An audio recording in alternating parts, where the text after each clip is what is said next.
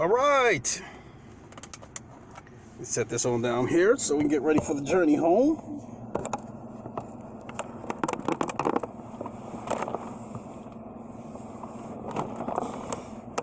Get up there a little bit. Yo, what is good, everybody? It is your boy Lincoln Clay coming back at you with another road trip. You know what to do. Hit the like button, hit the bell icon, whoop-de-whoop, all that good stuff. If you're new to the channel, welcome aboard. Hope you're enjoying the content. And I am fresh off of dropping my son off. I mean, they're pulling out of the parking lot as we speak. So now I'm getting ready for the journey home. Got about a 20-25 minute drive ahead of me.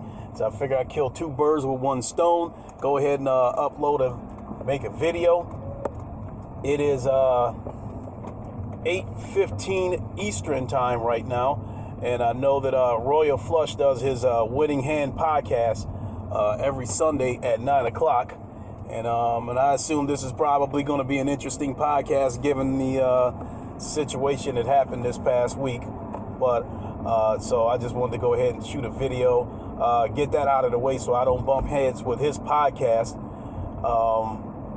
So, you know, otherwise, if I would have waited till I got home to talk about this,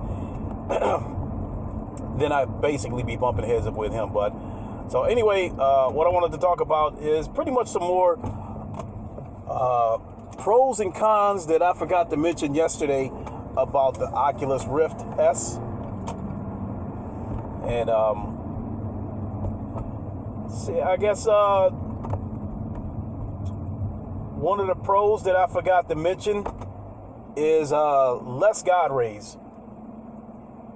You know, with the standard Rift S, I mean, not the standard Rift S, the standard Rift, the CV1, when I would play PokerStars VR, during the loading screen, you have a black background, and then you have the PokerStars logo in the middle. And then there would be a huge glare around the outside of that logo.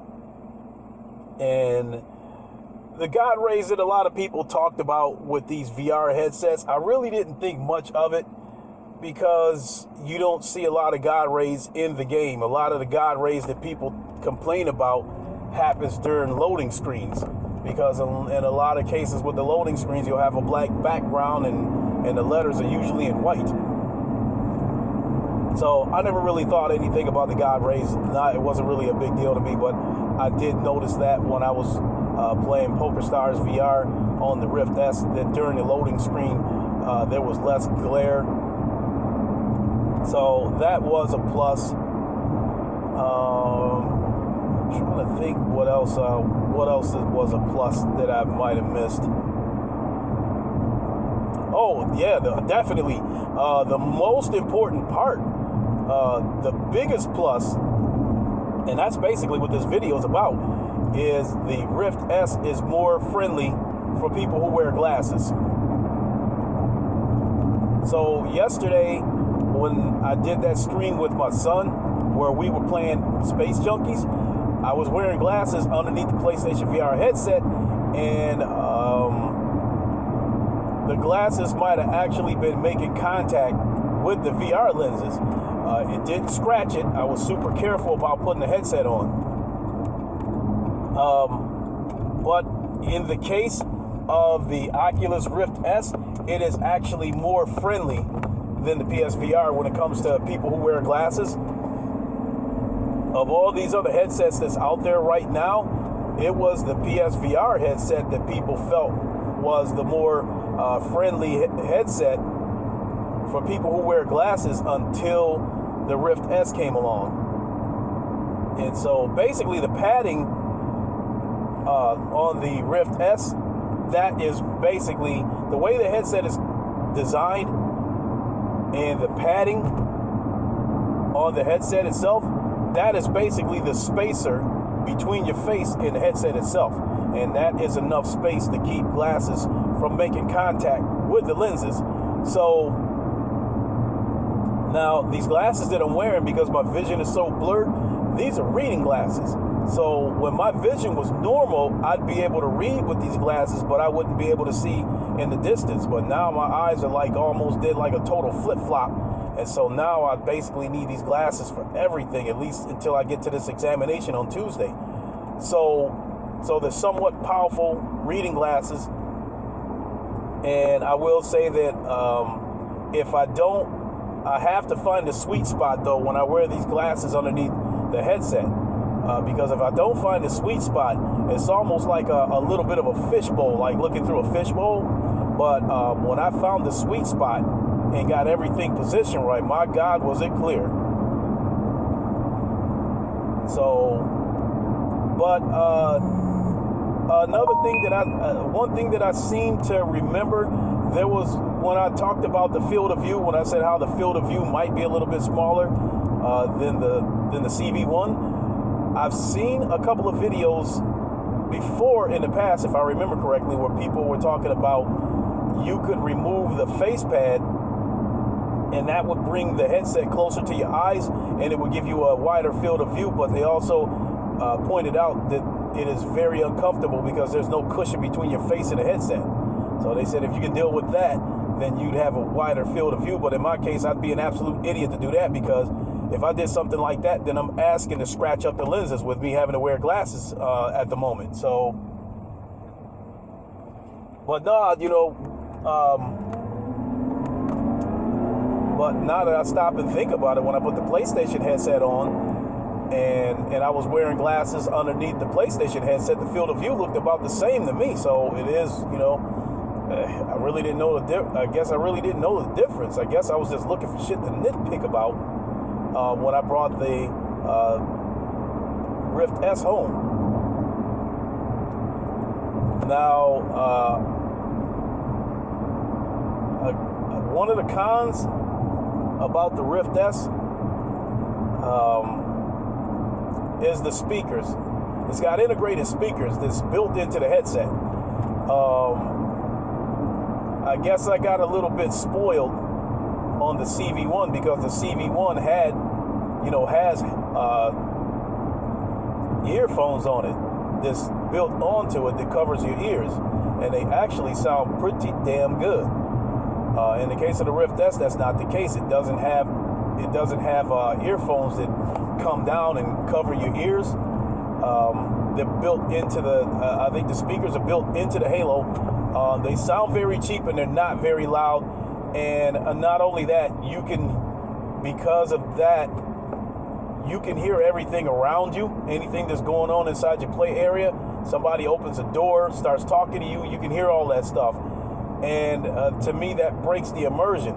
But I really didn't think anything of it, because my thinking was that I already got a pair of Turtle Beach headsets that are pretty damn good, and they're amplified headsets. They sound pretty damn good, but I don't know, it feels a little bit cumbersome. Because of the Halo design of the headset, you got to have some kind of big earphones to be able to go over that Halo. And again, I really didn't think anything of it when I first heard people complaining about that, because my thinking was that personally, I love the earbuds on the PlayStation VR. They fit right into your ear. The sound quality is excellent. So my thinking was that these days earbuds are so damn cheap that you can spend $10 or $15 to get some good quality earbuds. JVC's, Skull Candy.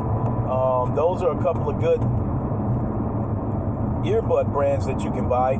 I know I bought a few of the JVCs from Best Buy, and I think they were like $15 at the most at the time. I might have caught them on sale for $10. And I think I bought the Skull Candies before. So today I went to Walmart and I saw a pair of, I think they were called J-Buds Pro. I haven't tried them yet, but I will try them. If they sound like some cheap ass earbuds, then I'll just go back and just buy some Skull Candies like I should have done in the first place. Or the next time I make my way out to Best Buy, I'll pick up some JVC earbuds. So the fact that the Rift S doesn't come with any earphones the way the CV1 did, that's not a big deal to me. The only thing that might be a little bit of a con is the port for the headphone jack. It is kind of up here, and depending on how you have your cord hanging, you might actually hit the cord and snatch it out of the headset when you're swinging, depending on what kind of game you're playing and depending on how you have the cord positioned. But again, that's I find that to be a minor inconvenience because the very first PlayStation headset that came out had earbuds with a really long cord. The way that was designed, all the controls, hung down on the cord, and that's where the headphone jack was. So I was used to that. So again, that's not really a big deal. But my son didn't like that the Rift S didn't come with headphones, and he said that when he wears the Turtle Beach headsets that I have, he said it starts to bother him after a while. It actually gives him a headache. And he said when he would wear those headphones on the PlayStation VR, it would make him uncomfortable as well. It's just something that he dealt with. So, comfort. My son, he feels that the Rift S is actually more comfortable than the CV1, especially if you're not wearing earphones. And I think I would have to agree. I think that Halo design, when you twist the back of it to make it tighter around your head, it feels secure. In the case of the CV1, you had these Velcro straps on the side of it that you had to pull them in. You had to pull them to tighten up the headset against your face. But you had to make it pretty tight to get a secure fit. So I think the Halo design of the Rift S makes it secure without the headset pinching the shit out of your face. So I would give comfort. I would give comfort another plus in that department. And color. Yesterday I talked about that a little bit on my podcast, going through the good and the bad of the Rift S. I didn't really notice that much of it. I really didn't notice any difference in the colors. The colors seemed like they had a little bit of pop to me, to tell you the truth. But I have heard, I've seen videos where people were saying that, the colors weren't as vibrant as the CV1, but I didn't notice that. My son said he noticed it a little bit, and I'm not going to argue with his opinion because he's played the Rift S way more than me since I brought that home. Like everything that I'm telling you guys about the Rift S is basically for me, just trying it on for a few minutes. And I basically went through my library and tried every game in my library for like 5 or 10 minutes because I wanted to see if I would notice a difference in the resolution, if I would notice it right out the gate, or if it was something that I had to go out of my way to with a fine-tooth comb to try to see if I could notice a difference. But I really didn't notice a difference in the color.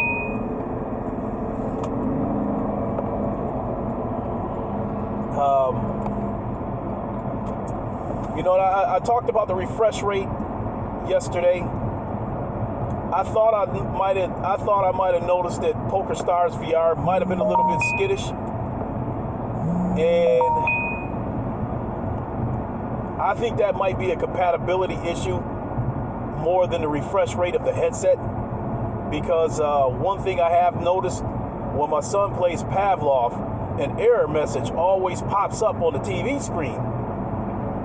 And I noticed that the game takes longer to load up for some reason than it did on the CV1. So the first couple of times my son played Pavlov, it took so long to load up that he thought,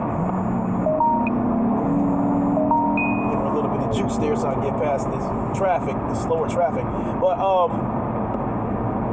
it took so long to load up that my son thought something was wrong with the game.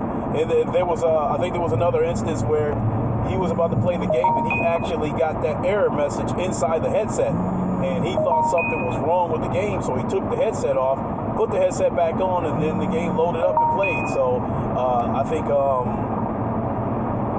so if you get a ref test and some of these games seem to act up, I think that just might be a little bit of a compatibility issue, maybe a bug or something like that, but it's nothing to worry about.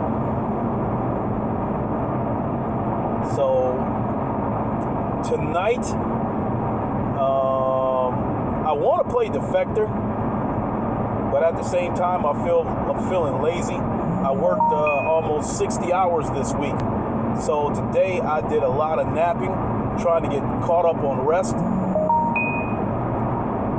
But again, I do want to play Defector today, and again, that's Oculus version of Blood and Truth, and to me, the game looks more interesting than Blood and Truth in terms of gameplay, in terms of functionality, because it looks like you have full locomotion in the game.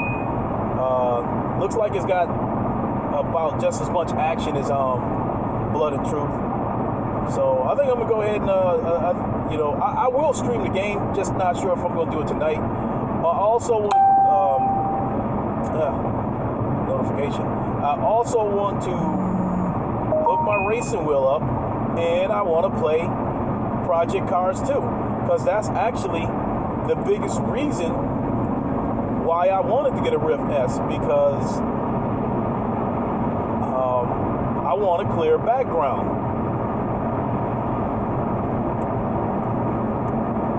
And I've mentioned that before on games like Drive Club, where the blur in the background was just awful. And when I played Project Cars 2 on the CV1 headset, there was a little bit of blur in the background, but it wasn't near as bad as Drive Club on the PlayStation VR. So I'm hoping with this resolution bump that Project Cars 2 will be even better. So that's definitely something that I'm curious about. So let me see, I got about another mile before I have to get off the highway.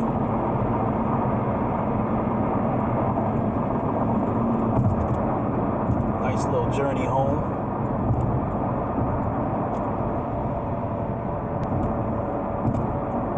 So I think that's really all I can think of at the moment. But make no mistake, in the coming weeks, I will make more videos, streams, whatever, and I will point out more pros and cons as they come up. But I will say this, my son, he absolutely loves the Rift S. Oh, you know what? That's I was gonna say something about tracking. I did actually run across a tracking issue yesterday with the Rift S. I was monkeying around with Space Junkies, and I had a pistol in my hand, and I brought my hand right up, to my face like that, so close that I actually made contact with the headset. So when I brought my hand up like this, it was okay for a second, and then I lost tracking, and then my hand went off over to the right, and then when I put my hand I don't know, maybe back 6 inches in front of me again, then I regained tracking. But I don't really think that was the case with Pavlov, because I like brought my hands like really close to my face with Pavlov. I didn't make contact with the headset like I did with Space Junkies, but it came pretty close. And but I didn't lose tracking on Pavlov.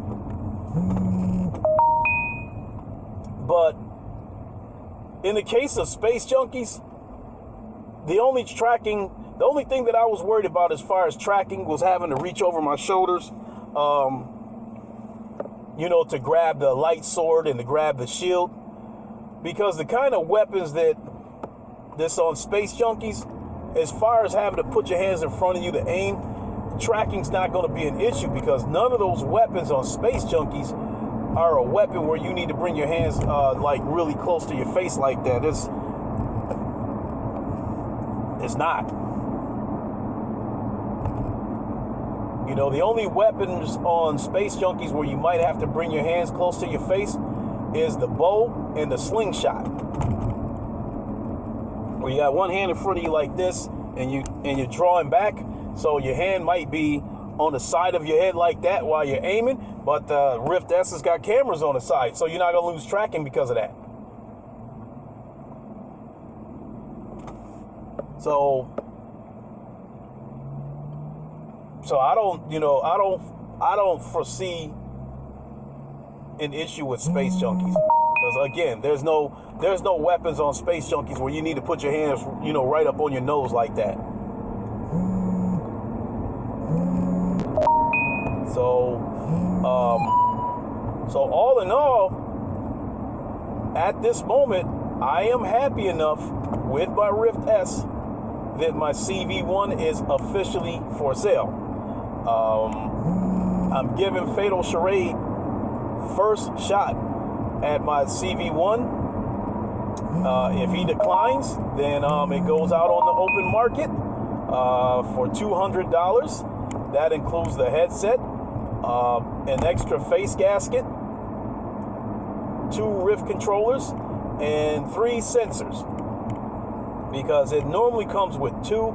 I bought a 3rd sensor, so I would basically have 360 degrees of tracking. So no matter which way you turn, you're always going to have tracking. And with that 3rd sensor, I had no issues whatsoever with tracking.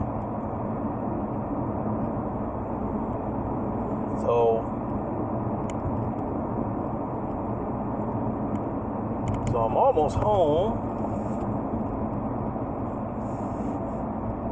And I think we've been going on now for 22 minutes. So I'm watching the clock. 22 minutes. Oops, I got to turn here. Up here babbling.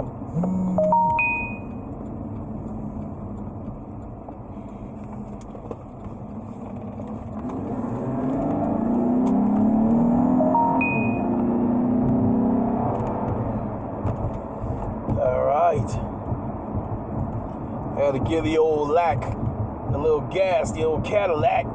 Yak. Lincoln driving a Cadillac. That's funny though, because my father loved Lincolns. I think when I was a kid, I know my father had at least 2 Lincolns. And the first Lincoln he had was a light green Lincoln, almost like one of them light green sherbet ice cream colors, with a dark green top. And I remember when I rode in that car, I thought that car was the coolest car on the planet. My mother destroyed that car because when I was a kid, my mother wasn't the greatest driver. You know, pull into a parking lot, hit the wall while she tried to park, that kind of shit. So yeah, that Lincoln met an ugly death. I think she was on her way to the bowling alley, and she got hit from the side and just caved the whole car in.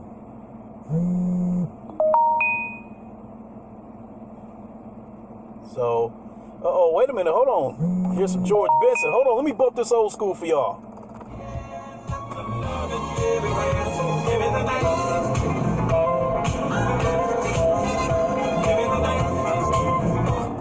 right, that's it. That's all I'm gonna give y'all because I don't want this video to fuck around and catch a copyright claim because of that song. But that's old school George Benson right there. I love that song.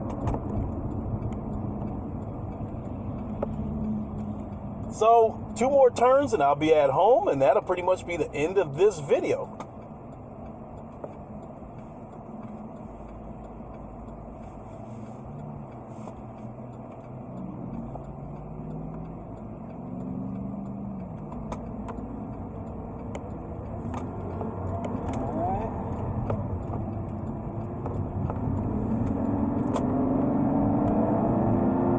So it's 8:45.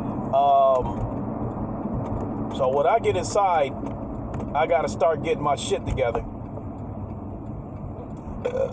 for tomorrow. I got to start my laundry and get my lunch together for tomorrow. Ooh, excuse me. Ooh. So I got to get all that shit together. And then I can try to finish the night out with some gaming. So whenever I get around to playing Defector, I will definitely stream it.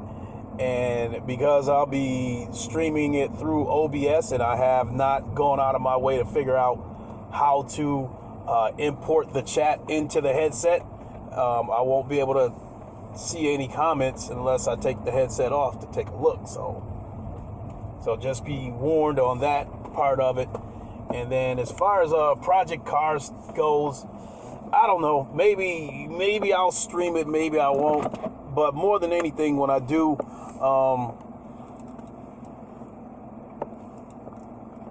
monkey around with Project Cars 2, more than anything is going to be about me just monkeying with it to see if I can spot a difference with the resolution bump, basically in the background. So